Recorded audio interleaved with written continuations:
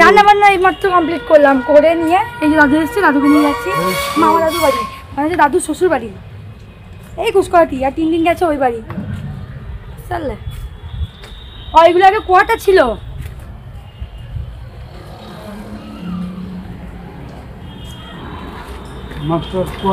হ্যাঁ আমি পড়তাম এখানে পড়তে, টিউশন করতে আসতে,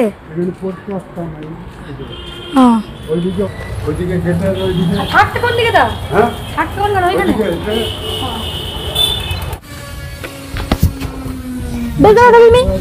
আধ ঘন্টা,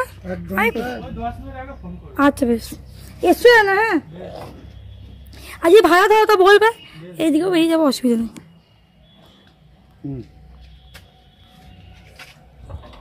লাগানো আছে ওদের আজ। আমরা পৌঁছে গেছি, ওই যে দাদু কলিং বেল বাজেছে। আমরা না প্রথমে রাস্তাটা বুঝতেই পারিনি, মানে যেহেতু পুকুর পাড়ে বাড়িটা ছিল, তো পুকুর পাড়ের সামনে একটা ডাঙা মতো ছিল, হ্যাঁ ওখানে এখন বাড়ি হয়ে গেছে এই যে এই বাড়িটা, তো রাস্তা বোঝা যায়নি।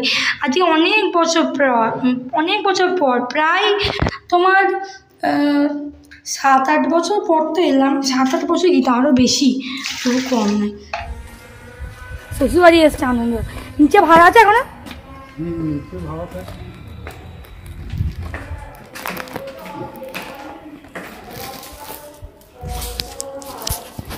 লাগাতে হবে না, ছেড়ে দাও, লাগাতে হবে না। মামার তাকে হচ্ছে ওপর তলায়, আর নিচে ধরো এই যে ভাড়া আছে, ওই যে একটা বাচ্চা আছে, ওই যে চিৎকার এত আওয়াজ।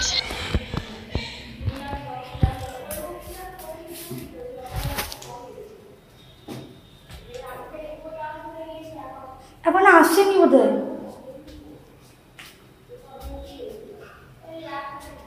এখন আসছে না গো।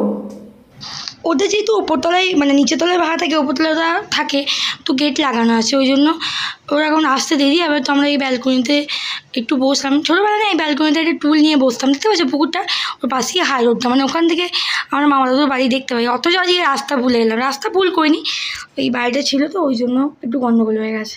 আর বাগানটা দেখেছো কত বড়, দেখতে পাচ্ছ দাদু সিঁড়ির কাছে সে বসে আছে, তো সিঁড়ি থেকে উঠতেই একটা রুম আছে, তো এখানে মামা দাদু গান শেখা হয়েছে, টেবিলের মধ্যে টেবিলের জিনিসপত্র আছে, এখানে খাটা হারমোনিয়াম রয়েছে। আর দেখো বইয়ের কত স্টক, প্রচুর পরিমাণে স্টক, মানে যেহেতু পড়াশোনার গান বাজনাই থাকে তো। আর এখানে দেখো একটা বিরিয়ানি চলে রয়েছে না, ছোটোবেলায় খুব টানাটানি করতাম, ঠাকুমার সঙ্গে প্রায় আসা হতো। আর ব্যালকনি ছিল সব থেকে আমার ফেভারিট জায়গা, ছোট্ট টুল নিয়ে বসতাম। আর এই হচ্ছে আমার মামা দাদু, দেখতে পাচ্ছ ছবিটা। আমরা সবাই বসে বসে একটু গল্প করছিলাম, এখানে মামা দাদু সব বসে গল্প করছে, আর ওইদিকে ঠাকুমা খাবার বানাতে ব্যস্ত। আমি বললাম কিছু খাবো না, তাহলে এই বড়া ব্যাটারটা মাখিয়ে রেখেছিলো, বললো গরম গরম ভেজে দিই, দুটো খাওয়ালাম। না খেতাম না, থাক পরে খাবো, দিয়ে ভেজে দিলে ওই জন্য খাওয়া দাওয়া করবো, এখন দেরি আছে।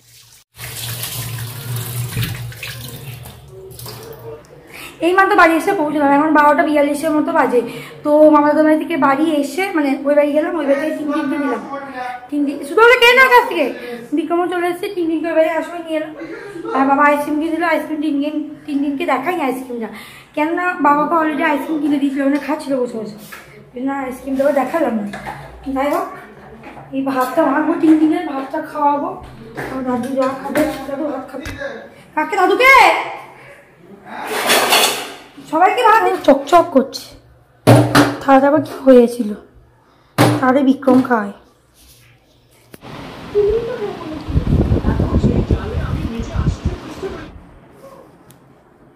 একবারে শাড়িটাই এই যে পাশে একটা ব্যাগ নিয়েছি, ব্যাগের মতো ভরে নিয়েছি।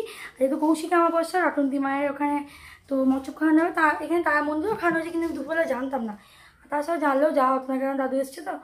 আর রাত্রেবেলা ওখানেই খাওয়া দাওয়া হবে।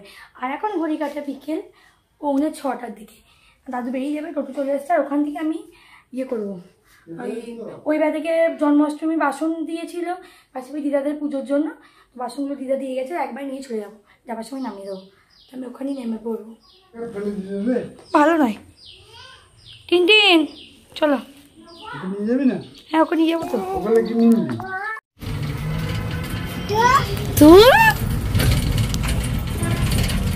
টিনটিন কোথায় যাচ্ছিস? কল্যাণপুর যাবি? যাবি না?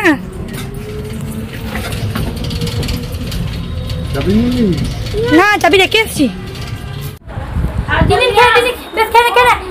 আনতে গেল পকা আনতে গেল পকোড়া পকোড়া তুই খেয়ে নে পয়সা দেবো খেয়ে নে খেয়ে নে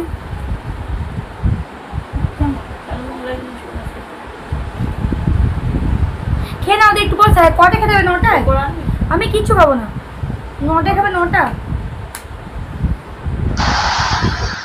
টিনকে বাড়ি থেকে একদম খাইয়ে নিয়ে এলাম দেখেছো কৌশিকী অমাবস্যা উপলক্ষে কীরকম লাইট করেছে মানে লাইটিং হয়েছে তো আমরা সবাই মিলে চলে যাচ্ছি রটন্তী তলায় তো আমি একটা শাড়ি পরে নিয়েছিলাম তখনই বললাম যে শাড়ি ব্যাগই করে মানে ব্যাগের মধ্যে ক্যারি করে নিয়েছিলাম তো পেছনে হচ্ছে মা আর এদিকে নড়াই আসছে টিনকে কোলে নিয়ে দেখো এখানে প্রচুর হাজার হাজার মানুষ এসছে এখানে একটা পুজো হয় আর মন্দিরের ভিতরে ওখানে একটা ভোগ খাওয়ানো মানে দুটো আর কি পার্টিশন করা আছে দুদিকে আর কি ভোগ খাওয়ানোর ব্যাপার থাকে তো আমরা দেখো রটন্তী বাড়ি মন্দিরের কাছে চলে এসেছি একটু প্রণাম করব তারপর খাওয়া দাওয়া স্টার্ট করবো বল বল জয় তারা জয় তারা জয় তারা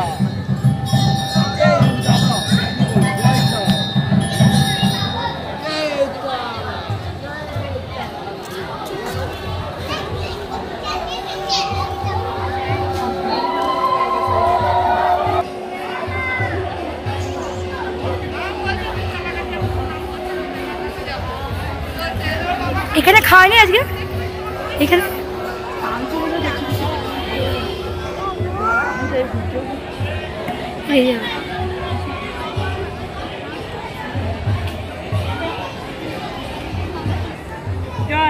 নরকো নাও তিনি নরকো নাও নরকো নরকো নরকো দু হাতে নরকো নরকো হ্যাঁ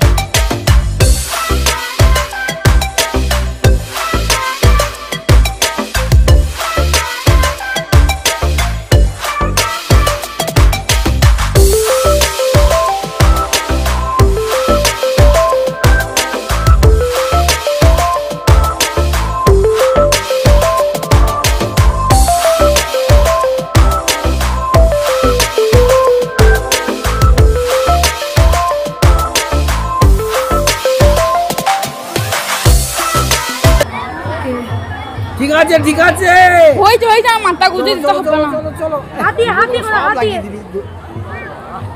হাতি ভালো করে হাতি ভালো করে ঠিক আছে হাত দাও ভালো করে হাতি করে নাও এই গাড়ি কার কেল বললে বুঝতে পারবে না ওই পাশে বাড়ি রক্ষিতে সেই দিদা দুয়াতে দুটো দিদা আছে ওরা খেতে আসে বুঝতে বলছো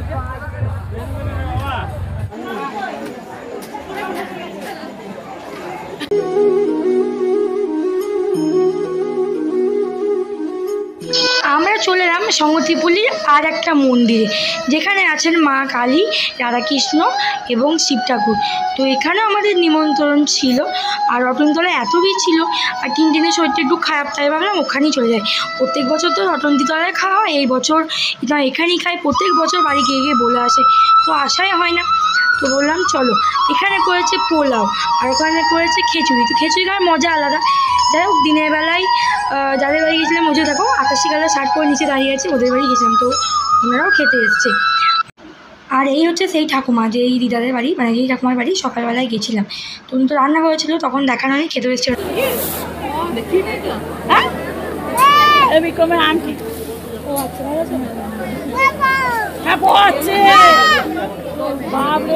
খেতে দেবে না তোকেও খেতে দেবে না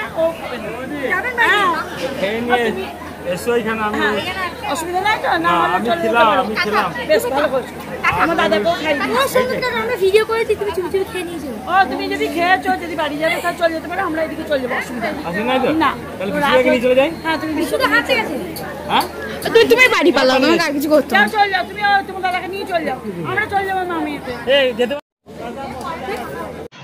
অনেক কিছু রান্না করেছিল, যেমন হচ্ছে পোলাও, আলুর দম, পায়েস, বোঁদের চাটনি, পাঁপড়। কিন্তু আমার না পোলাও খেতে খুব একটা ভালো লাগে না, কিন্তু আজকে ভোগটা এত ভালো রান্না করেছিল যে কি বলবো। আর এদিকে যে পাশে আমার ঠাকুমা, মানে আমার মা বসেছে, আর সামনে ওই যে ঠাকুমা বসেছে, তাই গল্প করছিলাম সবাই মিলে। হ্যাঁ, আমার নাতিটা খায় না গো, 10 বছর বয়স হয়ে গেল। বাড়ি গিয়েছিলাম, বাবাকে খেতে দিলাম, তারপরে বিছানা ছেড়ে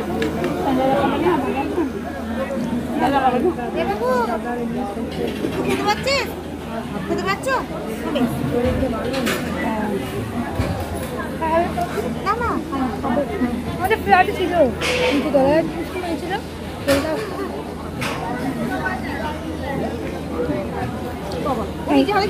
গরম লেগে টিনটিন মাঝে মাঝে আমাদের সাথে খেতে বসে, ওকে মানে ফ্যামিলিদের সাথে খেতে বসলে না বাইরে খাওয়া শিখবে। ওই জন্য এখন কি করছি, বাইরে যেখানে যাচ্ছি মাঝে একটা চেয়ার নিচ্ছি, যাতে ও বাইরে গেলে নিজে হাতে খাওয়া একটা মানে প্র্যাকটিস টাইপের হবে। তো ও বাইরে কোথাও গেলে কোনো অসুবিধা প্রবলেম হবে না। তো এটো কাটা হলে খুব একটা ইয়ে করি না, চিকেন টিকেন হলে। তো এখানে নিরামিষ তো ওই জন্য, নাহলে গোটা গা করবে। আমি জামা কাপড় এনেছি, আমি তো সবসময় একটা আমার সাথে ব্যাগ ক্যারি করি, ও জামা কাপড়, জলের বোতল, কিছু খাবার, কিছু ড্রাই ফ্রুটস, এগুলো যেখানে যাই ব্যাগটা আমি সঙ্গে করে নিয়েই যাই। এমার্জেন্সি কোথাও আমি ধরো গেলাম সামনে একটা জলের মানে মিষ্টি আনতে, তো সেখানেও নিয়ে যাই, ছোটো তো ওই জন্য। আর টিনটিন এই 2 বছর বয়স হলো টিনটিনের, তো ও কোনো ফিডিং বোতলে কিচ্ছু খায় না, ও ডাইরেক্ট জলের বোতলে জল খায়। আর ওর কোনো পার্সোনালি জলের বোতল বলতে এমনি যে আমরা নর্মাল জলের বোতল খাই, ওই বোতল সকালে একটু ধুয়ে দিই, আর আমরা নর্মাল জলই খাওয়াই ওকে। এখন আর ফোটানো জল খাওয়ানোর প্রয়োজন হয়। যদি এমনি হরলিক্স টরলিক্স খাওয়াই, তাহলে একটু গরম জলের মধ্যে কি দুধ গরমের মধ্যে দুধ করলাম, দুধ ফুটিয়ে তার মধ্যে একটু গরম জল, হালকা একটু উষ্ণ গরম জল করে মিক্স করে দিই, বুঝতে পারলে তো। খুব একটা যে আগের মতো জল ফুটিয়ে রেখে খাওয়াই সেটা না। হ্যাঁ, কিন্তু শীতকাল হলে ফ্ল্যাক্সের মধ্যে জল গরম করে রেখে দিই। শীতকাল তো কখন মানে দরকার হবে বোঝা মুশকিল, আর শীতকালে জল খুব তাড়াতাড়ি ঠান্ডা হয়ে যায় তো, আর জলটা দরকারও হয়। তো আমাদের খাওয়া দাওয়া তো অলমোস্ট কমপ্লিট হয়েই গেছে, বিক্রম আসছে, ও ওখানে খেয়ে যাবে। তো আমি এখন টোটো করে এসেছি, তো আমি আমার বাড়ির সামনেই নেমে পড়বো।